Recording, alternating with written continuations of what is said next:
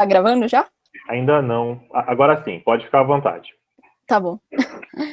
Bom, então, boa tarde, gente. Eu sou a Gabriela e hoje eu e meu grupo, nós vamos apresentar sobre defeitos congênitos, né?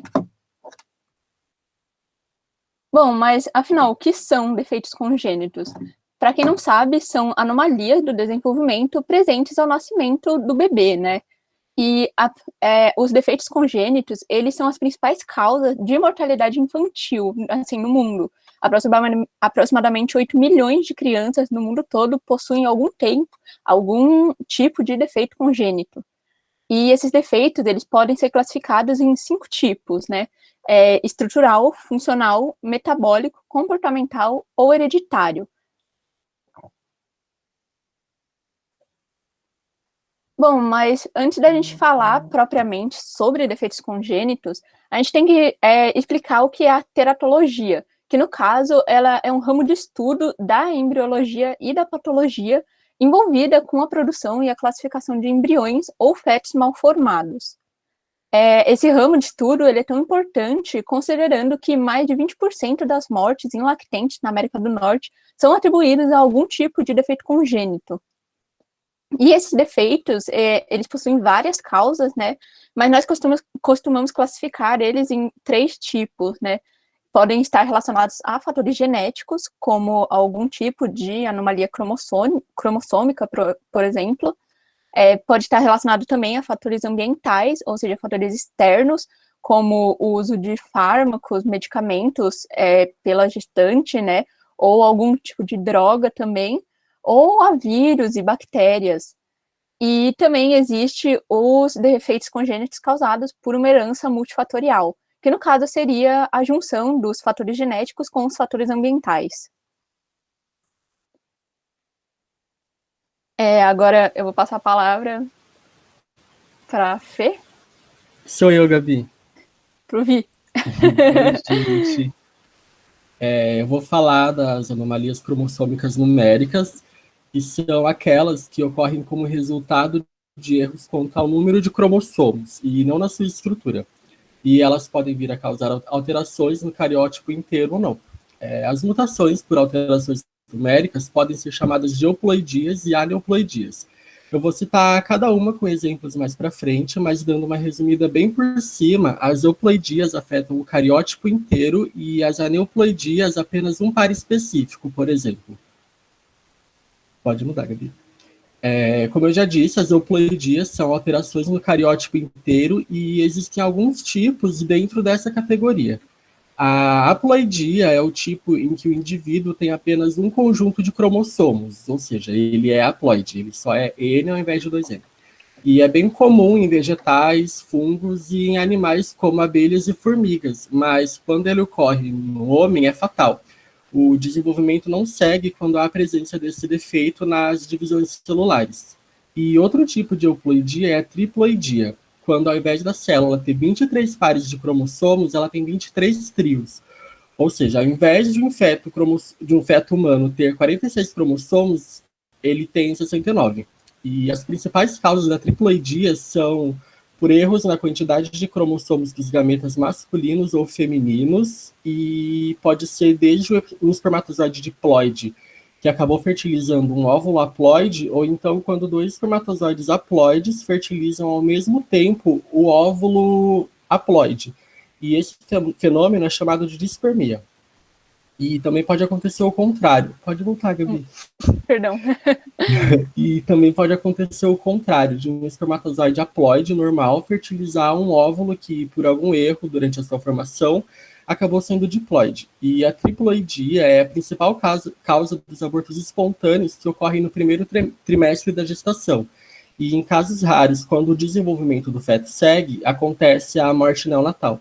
E uma curiosidade é que quando o defeito vem do espermatozoide, o aborto se dá logo nas fases iniciais do desenvolvimento. Mas quando é o óvulo, a célula defeituosa, a gestação segue por um pouco mais de tempo. Agora sim. Agora eu vou falar das aneuploidias, que são os casos onde o defeito se dá apenas em determinados pares de cromossomos. podendo ser desde a inexistência de algum par, ou até mesmo que a sua configuração apresente 5 cromossomos homólogos. Mas esse caso de pentassomia é bem raro de acontecer. O primeiro tipo é a nulissomia, que é quando um dos pares não existe nas células, e quando isso ocorre, é quase sempre letal nos animais diploides, como é o nosso caso. Aí o desenvolvimento se interrompe logo nas primeiras divisões celulares, após a fecundação. Pode mudar. A monossomia é quando há somente um cromossomo onde deveria existir um par, e é mais frequente do que a nulissomia. E ela também já permite que a gestação siga sem maiores problemas de abortos e tal. Mas o bebê nasce com várias características dependendo do par e do cromossomo que está faltando. Um exemplo bem famoso de monossomia é a síndrome de Turner, que é quando há apenas um cromossomo sexual X. Então, como não há existência de um segundo X ou um Y, o indivíduo vai ser do sexo feminino. Os principais resultados dessa síndrome vão ser baixa estatura, puberdade tardia, dificuldades cognitivas, malformações cardíacas e infertilidade. Mas variando de menina para menina podem aparecer outros sintomas também, como bastante pintas no corpo, luxação no quadril, deformidades no tornozelo, ausência de menstruação, deformidade em órgãos reprodutores e muito mais.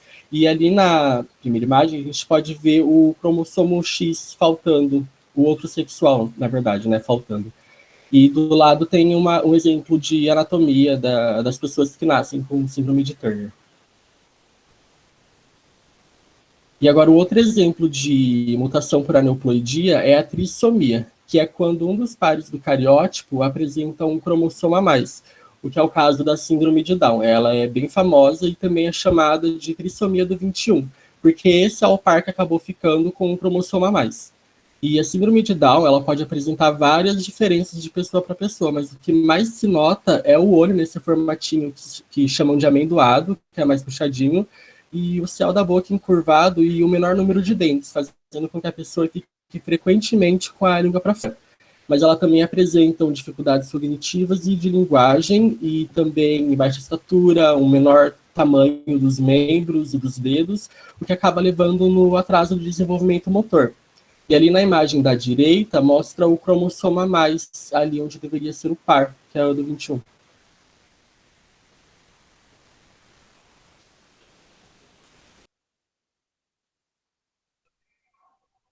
Bom, gente, agora eu vou falar sobre as anomalias cromossômicas estruturais. Bom, bem como o Vi, né, já estava falando, ele falou um pouco sobre a questão da separação das trissomias, né, enfim. E eu vou falar um pouco dessas anomalias cromossômicas, mas também no que elas desencadeiam, né? Então, a maioria das anormalidades cromossômicas estruturais, elas resultam de uma ruptura do cromossomo. Então, a gente já vai ver, inclusive, daqui a pouco, como que isso acontece. Mas, bem como a Gabi também comentou, né? Essa ruptura, ela pode acontecer por aqueles fatores que ela tinha comentado. Então, os fatores ambiental, ou, por exemplo, como sofrer radiação ionizante, infecções virais, drogas ou compostos químicos, né? Mas também existe, né, a possibilidade dessa anomalia cromossômica ser passada via vertical, né, ou seja, transmitida por um dos pais para o embrião, né, através de rearranjos estruturais, como a inversão e a translocação, que a gente já vai ver. Em geral, as anormalidades estruturais de cromossomos, elas ocorrem aproximadamente a cada 375 recém-nascidos. Pode passar, Gabi.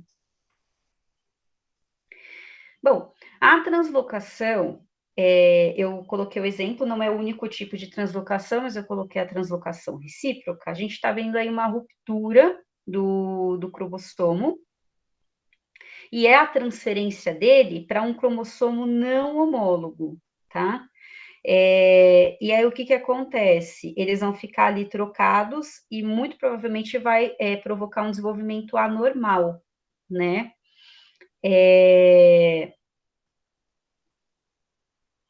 E a inversão, ela é também um tipo de aberração cromossômica, né? Algum tipo de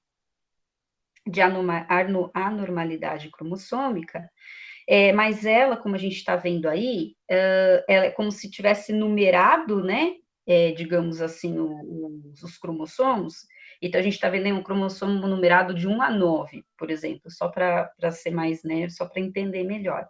E aí, esse segmento ali que a gente está vendo do 5, 6 e 7, ele é invertido, né? Literalmente. Então, é uma inversão que eles chamam de paricêntrica, e aí isso também vai provavelmente desenvolver algum tipo de anomalia, né?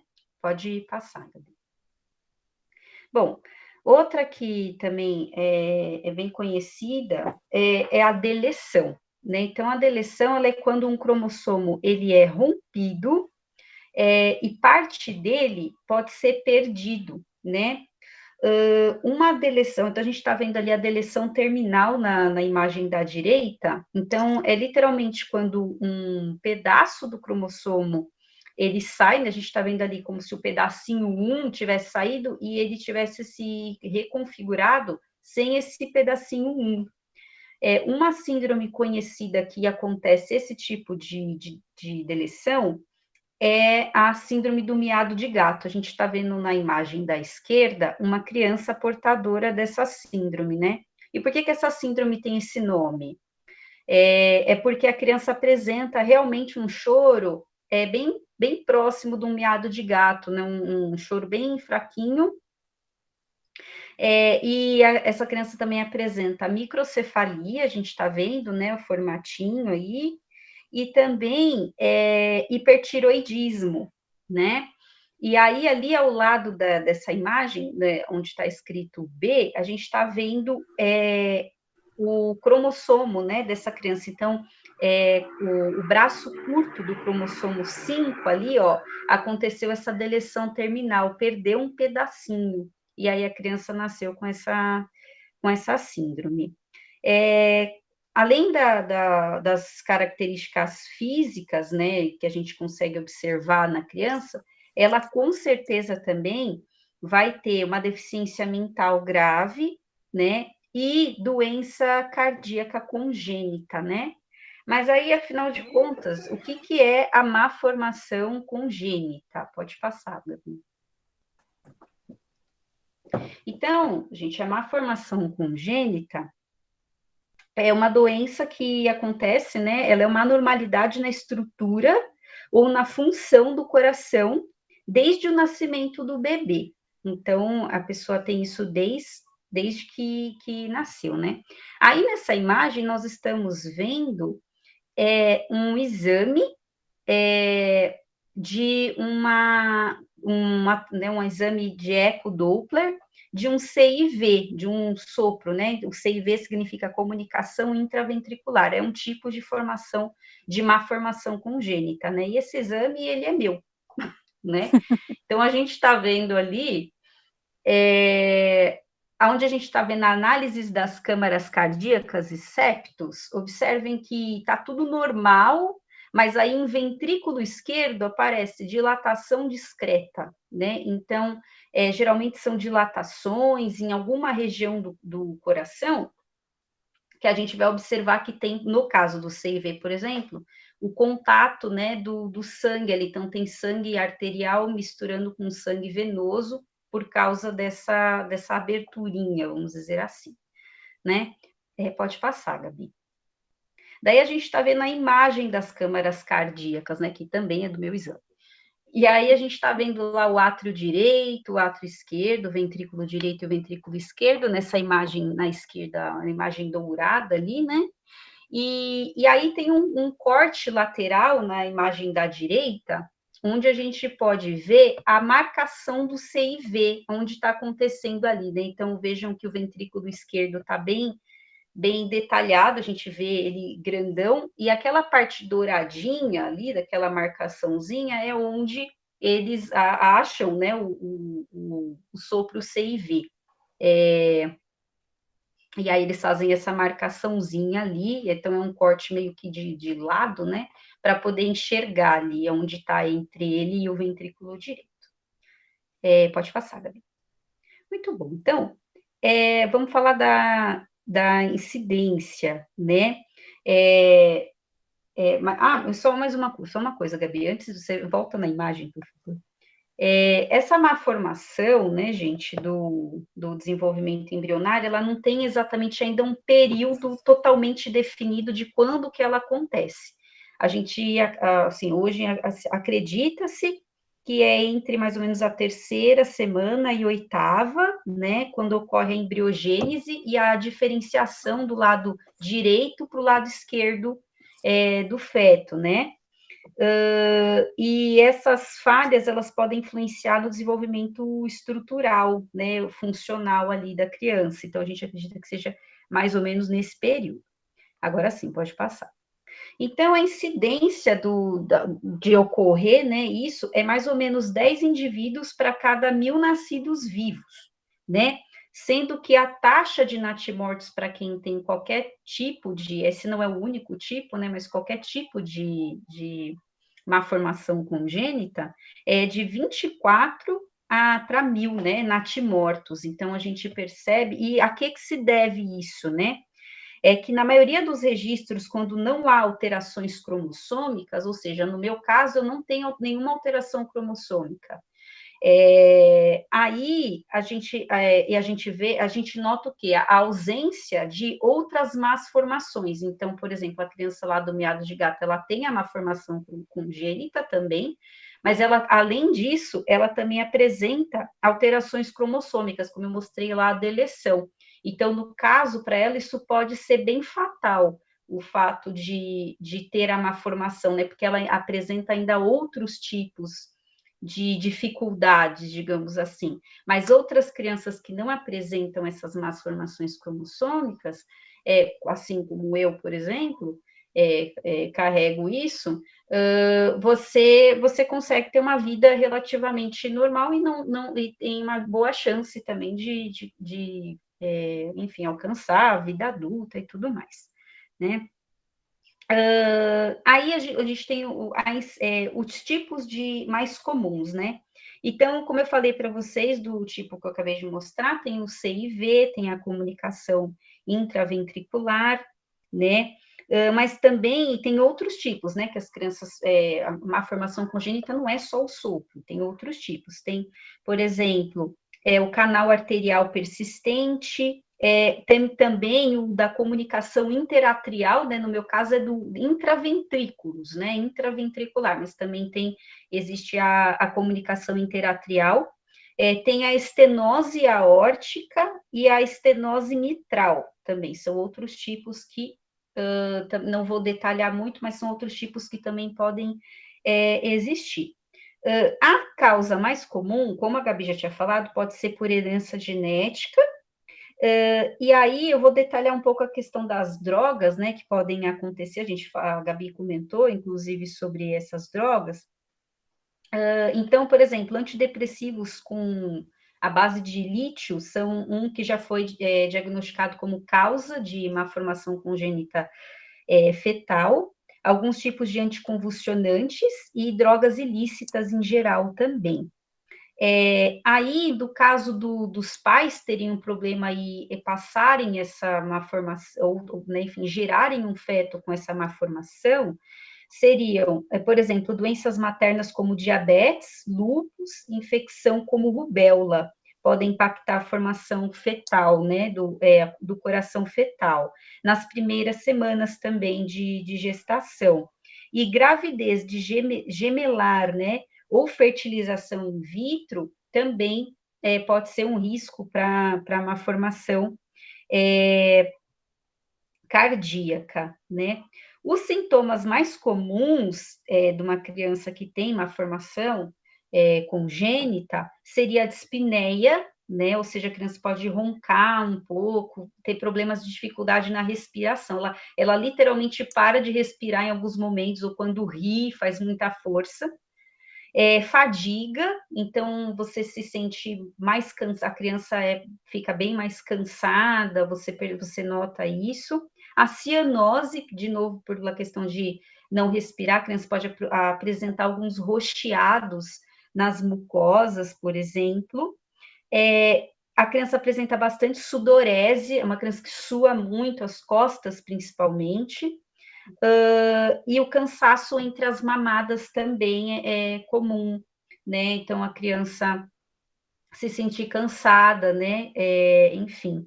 E no adulto, isso pode evoluir para uma insuficiência cardíaca, uma cianose progressiva, ou seja, você, além de roxear, às vezes, a mucosa, a região dos olhos, pode ser também, às vezes, um pouquinho, né, mais essa cor do ciano, assim. A hipertensão pulmonar também pode ser ou taquicardia também pode ser um sintoma comum no adulto, né, que se mantém ali congênito. E o tratamento vai consistir no acompanhamento médico, então essa pessoa sempre vai ter que ter acompanhamento do cardiologista, mas também pode ser solicitado o uso de medicamentos para controlar esse taquicardia, ou enfim, qualquer outro sintoma que a pessoa venha apresentar.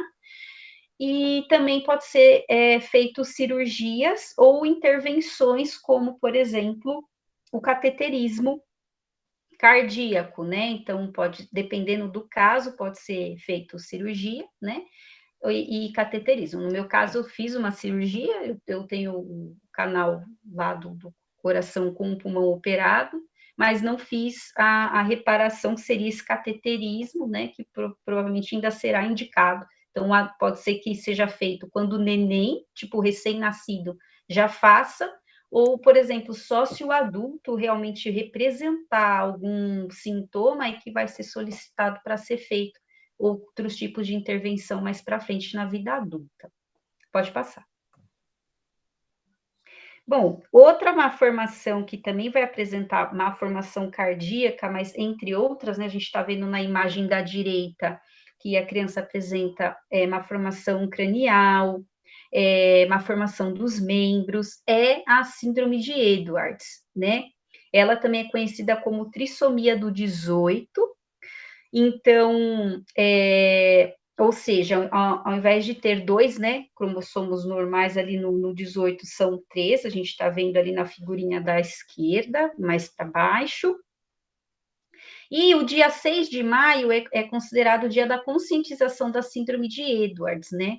Então, pela criança que é portadora da síndrome de Edwards ter muitas malformações, inclusive a congênita, com bastante gravidade, ela também tem uma expectativa de vida bastante pequena, né?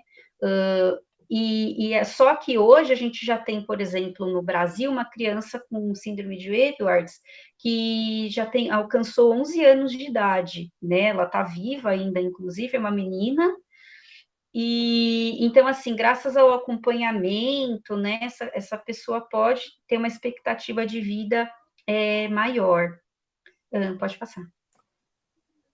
Bom, duas formas da gente verificar essas más formações cromossômicas são duas técnicas, né, que estão prometendo aí substituírem mais para frente a você ter que a necessidade de cultura, né, das células, que é a técnica FISH e a técnica CGH. Então, no que consiste essas técnicas, né?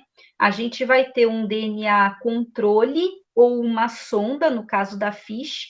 A sonda nada mais é do que um oligonucleotídeo complementar e bem específico, né? E qual que é a função ou do DNA controle ou desses oligonucleotídeos? É marcar a sequência que era esperada, né, na realidade. E aí fazer a hibridização, ou seja, a gente está vendo ali na figurinha da esquerda essa hibridização acontecendo. Para quê? Para que seja marcado aonde poderia ter acontecido algum tipo de alteração. Então, na imagem do CGH, a gente está vendo aí, né? Então, só que no FISH, ele é feito a hibridização e depois a lavagem do excesso das sondas.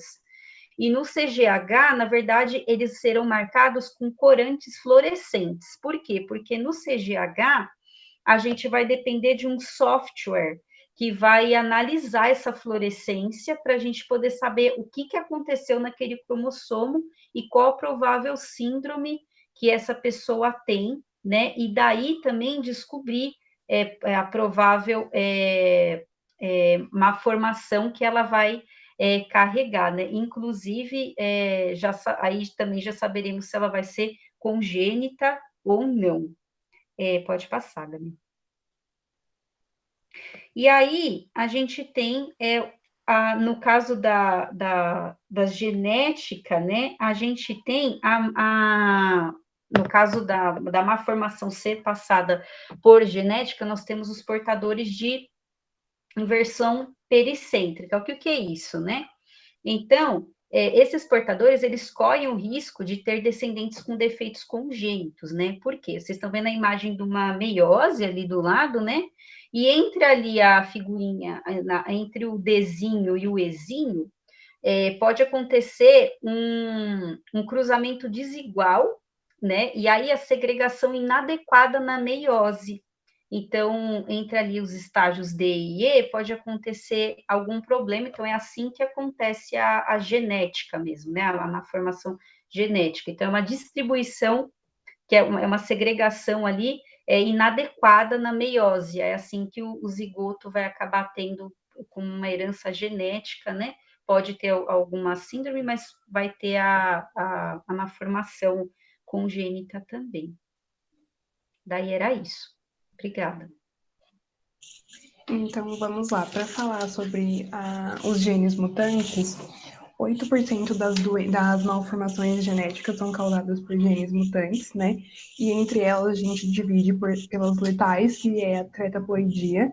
O que seria a tetraploidia? Ao invés de ter 46 cromossomos, que é o normal, o esperado, né? O indivíduo apresenta 96. Então, essa síndrome é letal. O embrião não sobrevive, então geralmente tem o aborto, e dentro do corpo da mãe só sobra o saco cariótico, né, que fica vazio, então é o aborto. E tem a nociva, né, que ela causa um prejuízo pro indivíduo, mas ela não tem uma chance ela não mata a pessoa, né, falando certinho. Coloquei a mesma foto que a Fernanda colocou. A figura 5, eu não sei se vocês conseguem ver, mas o finalzinho do cromossomo, a parte de cima, ele tá meio cortado.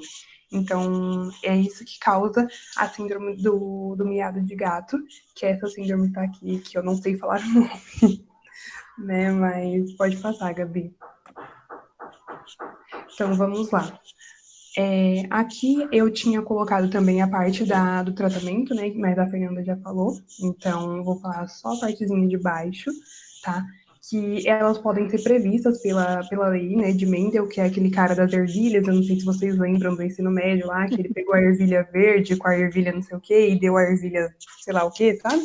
É ele. E pode ser prevista por ele, né? Graças ao que ele propôs, ao que ele determinou com as ervilhas. E elas, vamos dizer que assim, quando você faz o quadro, que esse quadro que chama de Punnett, né? Quadro de Punnett, os Nzinhos maiores são os dominantes e os pequenininhos são os recessivos, ou também chamados de carreadores, né? Quando a gente fala de malformações genéticas, os dominantes são um pouco mais fáceis de identificar quando comparado aos carreadores. Pode passar, Gabi. Então, a origem deles geralmente acontece no que a gente chama de housekeeping, que eles são um agregado, né, um complexo que engloba ácido nucleico, proteínas, como que é feito, como que é organizado as organelas e como que vai ser transportado os nutrientes, né? Então, durante o housekeeping, ele é mais suscetível a acontecer malformações genéticas. E por quê? Porque eles precisam de um tempo, eles têm que acontecer, vamos supor, eles têm que acontecer na semana tal, no dia tal, porque se não acontecer, ele vai resultar numa malformação e ela não pode ser corrigida. Então,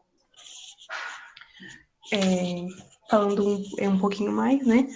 A regulação, né, de expressão gênica e a transcrição, elas determinam, né, elas são fatores determinantes para determinados genes, e a regulação epigênica, ela está relacionada com o fenótipo, que é como uma pessoa vai apresentar, né, a característica, mas ela ainda não está muito bem esclarecida, não tem muitos estudos ainda sobre como que ela é determinada. E a impressão genômica é sobre um alelo, né, o alelo materno ou paterno, sendo a doença da mãe, né, que proveniente da mãe, geralmente em alelo recessivo, e a do pai em dominante, heterozigoto. E aí a gente colocou dois exemplos de doenças, né, doença materna e paterna, que é a Algman e a Prader-Willi. E é isso. Pode passar, Gabi. Aí a via de sinalização, que a gente chama de SHH, que é a Sonic Hedgehog, eu acho que é assim, e ela é responsável por alguns tipos de câncer e malformação, por exemplo, a aloprosencefalia, que é expresso pela notocorda quando está acontecendo ainda a diferenciação na placa neural e do encéfalo, e ela causa essa malformação. E a polidactia, que ela não é uma malformação assim muito que causa alguma outra malformação congênita, mas o indivíduo que possui ela, ele tem alguma dificuldade na parte de conhecimento mesmo, na parte de conseguir, na parte cognitiva, de conseguir ler e escrever. Então, é isso. Pode passar, Gabi. Eu vou falar agora dos defeitos congênitos causados pelos fatores ambientais. Pode passar, Gabi. Bom, esses fatores ambientais, eles são chamados de teratógenos e eles podem levar a problemas com o desenvolvimento do embrião pela exposição materna a esses fatores. E para definir, né, um teratógeno é qualquer agente que possa produzir um defeito congênito ou aumentar a incidência de um defeito na população. Aqui nós trouxemos alguns dos teratógenos conhecidos como causadores, né, de defeitos congênitos humanos, que a Fê já falou um pouco e depois a Juliana vai falar também mais para frente. Mas quanto aos fármacos ou drogas, né, tem o álcool, que ele pode causar a microcefalia, os andrógenos e altas doses de progestogênios, que podem levar a vários graus de masculinização de fetos do sexo feminino, a cocaína, que pode causar prematuridade, distúrbios neurocomportamentais, também o misoprostol, que é aquele fármaco que ele é usado em algumas situações de abortamento, né, que ele é recomendado também, mas assim, como defeito congênito, ele pode levar a uma normalidade dos membros e distúrbios do espectro autista. Tem também a talidomida, que pode causar um desenvolvimento anormal dos membros. E quanto aos compostos químicos, é citado também o metilmercúrio, que pode causar convulsões. E quanto a infecções, tem a respeito do vírus, da hepatite B, que pode resultar no baixo peso ao nascer, o vírus da herpes, que pode causar uma anemia hemolítica, e o vírus da rubéola, que pode também causar um retardo do crescimento pós-natal. E, além disso, os altos níveis de radiação ionizante, que a Fê falou, né, levando a microcefalia, retardo do crescimento, entre outros. Pode passar, Gabi. Bom, os fatores ambientais, eles causam 7 a 10% dos defeitos congênitos. E assim, durante as 2 primeiras semanas de desenvolvimento, o embrião geralmente não é tão suscetível aos teratógenos, porque assim, os teratógenos não parecem causar defeitos até que a diferenciação celular tenha começado. Mas ainda não se sabe exatamente quais são os mecanismos que induzem as anormalidades. Esses fatores, eles podem afetar processos que são fundamentais, como compartimento intracelular, a matriz extracelular e o ambiente fetal. Pode passar, Gabi.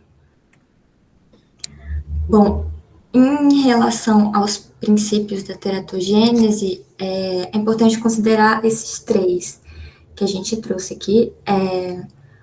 Bom, o primeiro deles é quanto aos períodos críticos do desenvolvimento, sendo importante dizer que o estágio do desenvolvimento em que o embrião sofre a ação do fármaco ou do vírus é o que determina o quão suscetível ele vai ser a esse teratógeno. E o período mais crítico de desenvolvimento é quando está acontecendo a divisão celular, a diferenciação e a morfogênese. Por exemplo, o período crítico do desenvolvimento do encéfalo, que vai da 3ª até a 16ª semana, mas pode ter uma alteração após isso, porque o encéfalo ele continua a diferenciação dele até o momento do nascimento. E quanto às perturbações ambientais, alterações nas 2 primeiras semanas, elas podem interferir na clivagem, que a gente já estudou, né? Na clivagem do zigoto e na implantação, e elas podem causar a morte desse embrião também. Bom, outro princípio é da dose do medicamento, do composto químico, que quanto maior a exposição durante a gravidez, mais intenso é o efeito no fenótipo, e também considerando o genótipo do embrião, acredita-se que ele determina se o agente teratogênico vai prejudicar o desenvolvimento.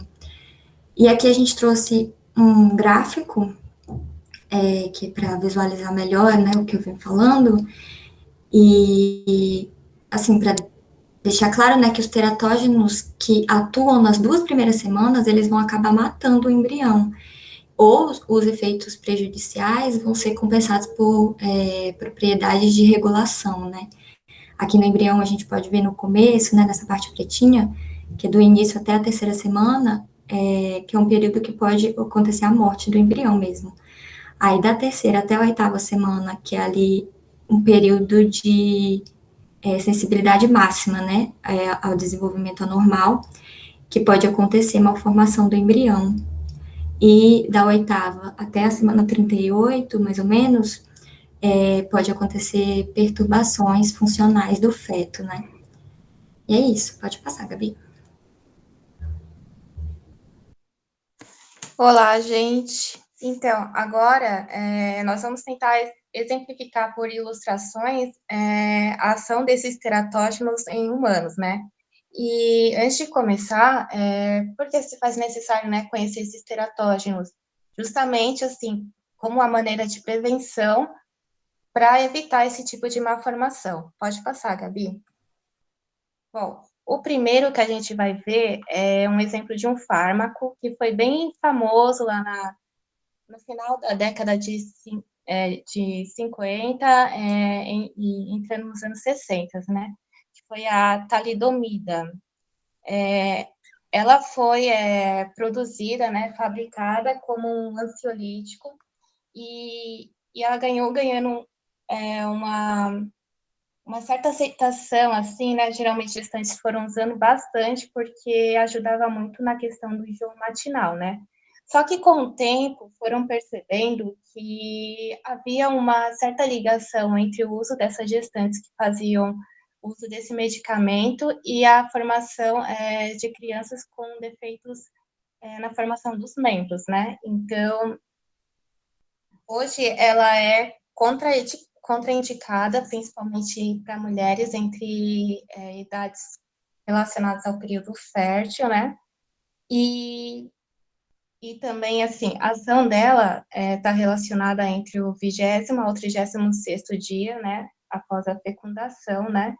E como foi dito, está relacionado a essa má formação dos membros, sendo que há níveis, tipo, por exemplo, a meromelia está relacionada à ausência da parte de um membro, a melia, a ausência de membros, e a micromelia, os membros, eles são mais curtos do que o normal. Pode passar, Gabi.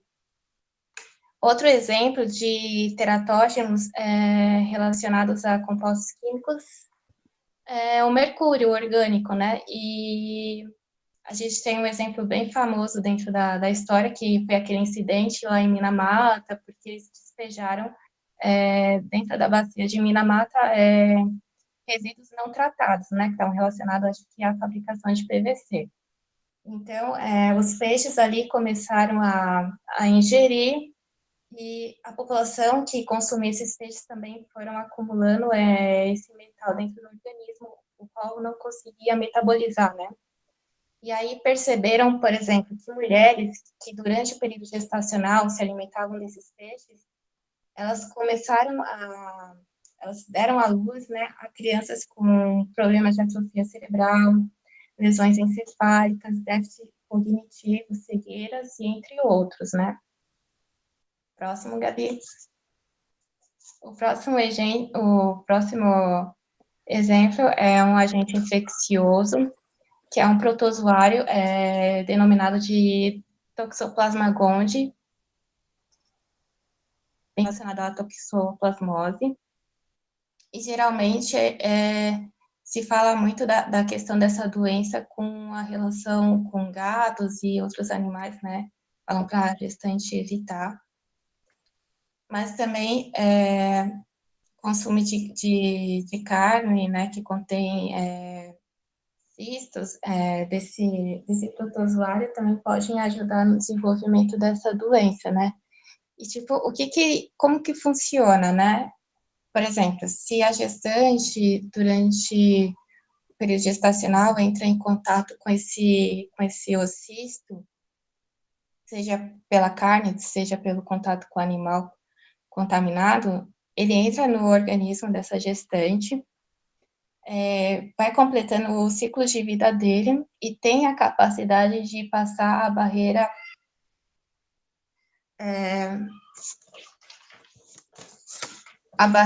da membrana placentária, né, infectando o feto. E aí ele acaba meio que atrapalhando o desenvolvimento fetal e provocando alguns tipos de distúrbios, como calcificações intracranianas, também mexe no sistema nervoso, causa uma lesão na retina, como está na imagem, chamada de corioretinite, podendo, em alguns casos, também levar à morte fetal. E o próximo, pode passar, Gabi.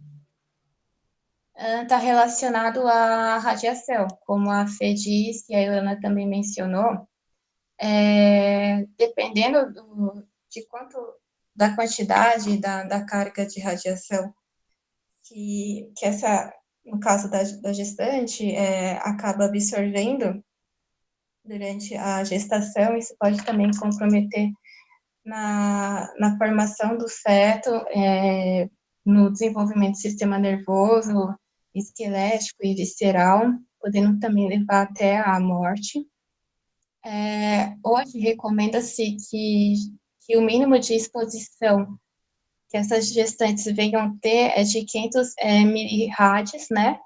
Mas dependendo, por exemplo, da localidade do corpo, se ela venha a ser aplicado, isso pode mudar, né? Então, há uma certa cautela em relação a tratamentos de cânceres, porque quanto mais próximo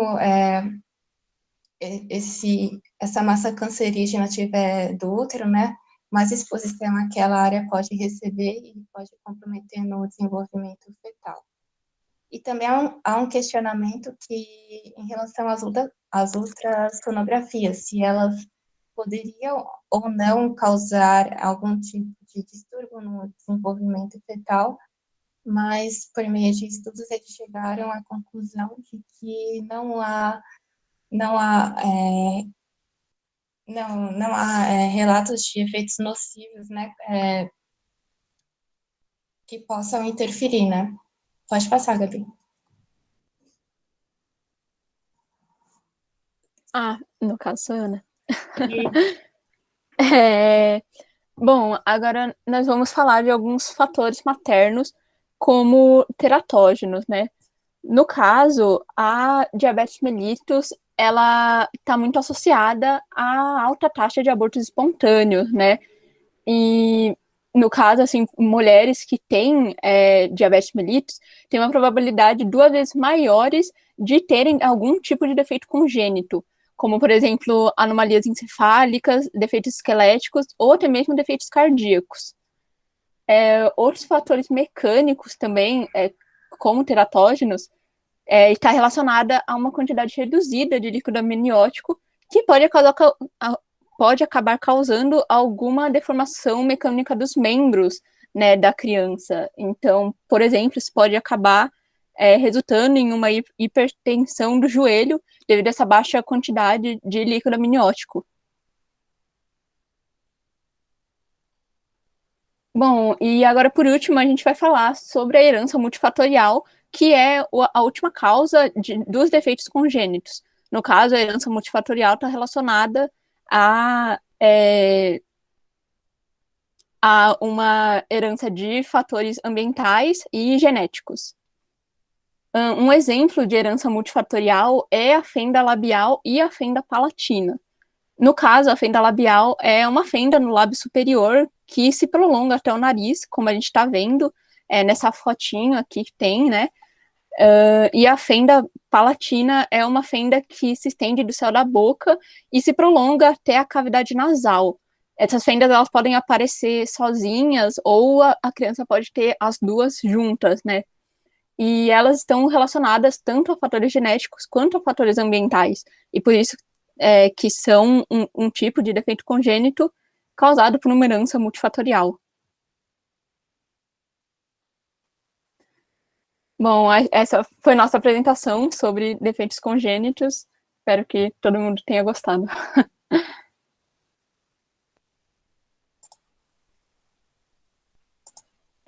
E desculpa, professor, se ficou